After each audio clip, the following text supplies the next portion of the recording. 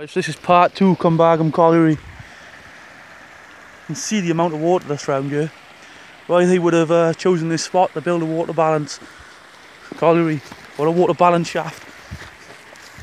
I'll show you the remains of the water balance now. Amazing sight. The coal tips.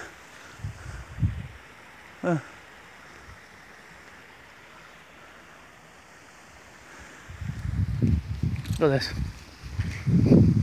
This is really interesting, this part. It's where the valley is sort of split open through the amount of mining that went on here.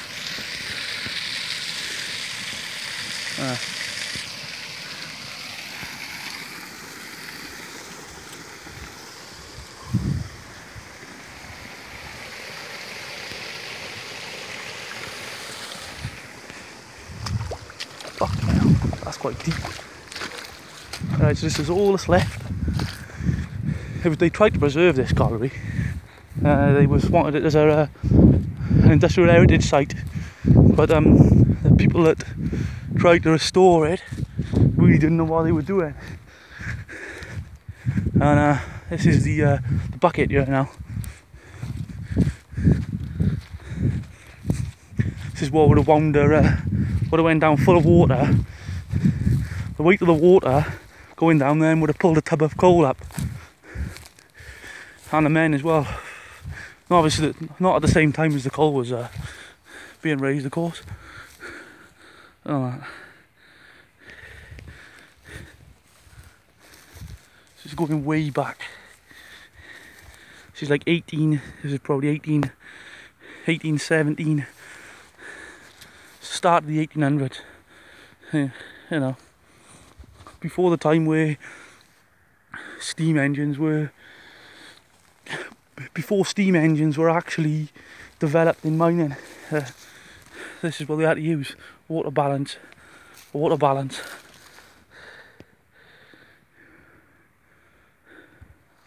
Wish I had a better camera. So that would have been full of water. The weight of that going down the shaft would have brought a tub of coal up.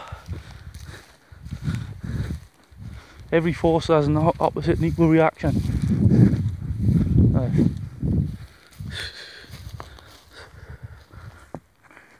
Now I'll tell it like that, he's off a steam engine of some description.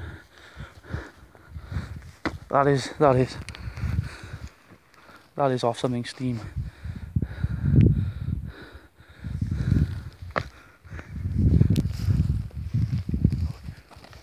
And here's the wheel.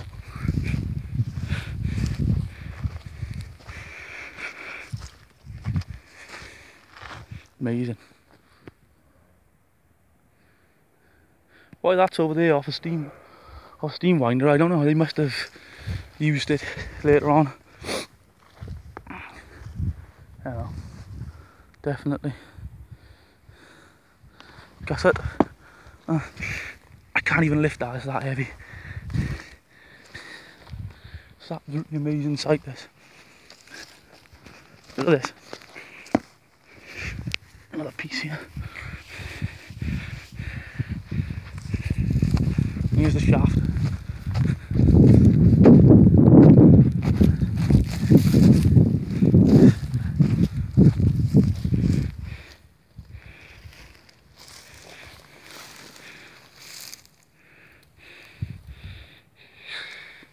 That would have been the frame that would have holded the structure up. The headgear, as we call it. And that wheel there. Probably another one of them around here somewhere. This is the shaft. Danger, keep out.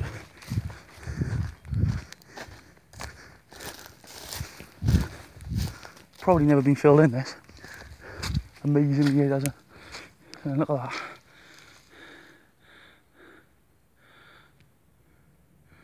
There's the shaft there.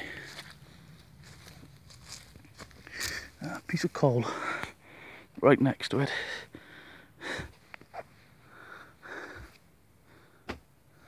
Has been filled in to a certain extent. I didn't want to venture down there.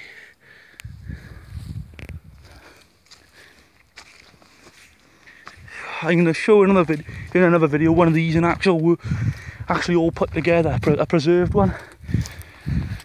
It's up in Blanavon, one that they found somewhere else at another colliery. I think it was in the Rhondda, and it's actually all put together there. You can actually see how it would have worked.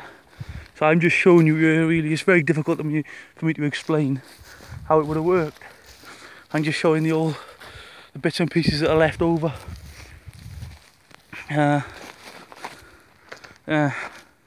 They tried, like I said, they tried to preserve this one, but they couldn't get the funding.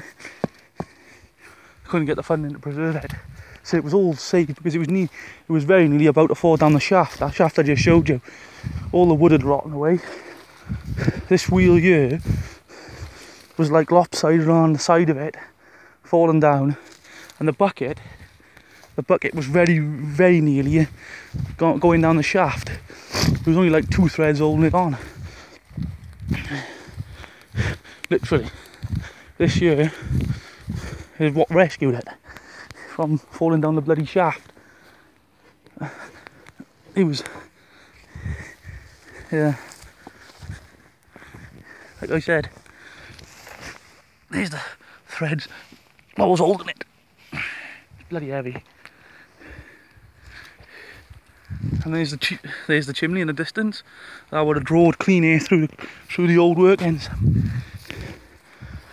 At this time, when this colliery would have been working, 1780s, 1718, that sort of time, early 1800s, steam winding engines wasn't really good enough to wind men and coal up the shafts, up and down the shafts. They were really primitive things back then. It was only in about 1820 where they really came up with a good winding engine, and would have made collieries like this obsolete. So that's when they really could have started mining deep, in the 1830s. That's when steam power would have really been in its stride. The Watt engine, they called them, made by Terrific, Richard Terrific. Yeah, you can see the amount of water that's up here. It's amazing the amount of water. I mean, we haven't even had that much rain. I mean, there's no shortage of water around here, see? It's amazing. It goes and bloody amazing. Oh, look at the tips up here. They must have mined loads of coal here. Loads of it. They reckon there's still a few 100 tons left in these tips alone, because back then they only wanted the big coal, the big lumps of coal, not the small stuff. So anything small would have just been chucked in the tip, like. And they never really had the technology then to process the coal as well. Yeah.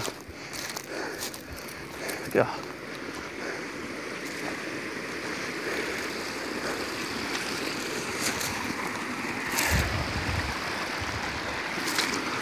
Show you that, but I ain't going down there.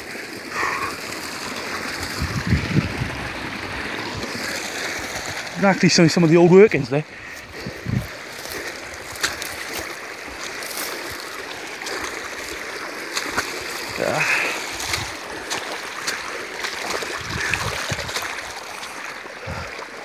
Yep.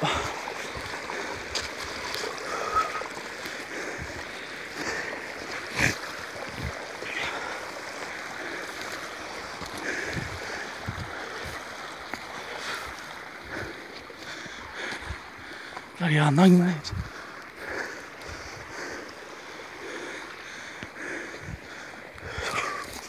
This is going to be a full walk around to the site. See, there's the chimney again, and then the other shaft is just a few yards away from it. See?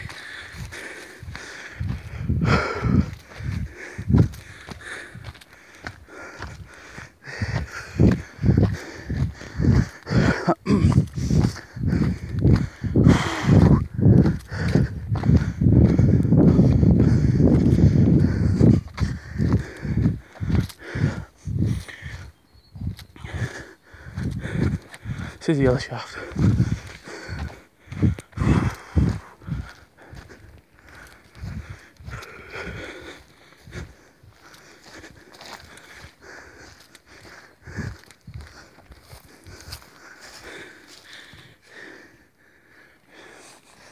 This is the older shaft. You can't get in there at all, see? All this bloody fencing they put around it. But this would have been the older shaft. The older of the two. Reason that I know that is because it's so close to the chimney, see? They would have mined very, very close to the ventilation shaft. And then as they progressed underground further and further into the coal seam, they then would have sunk another shaft, which they would line up with that shaft underground, and then the mine would have been operational. Would have been fully ventilational then. Anyway, that's it for this video.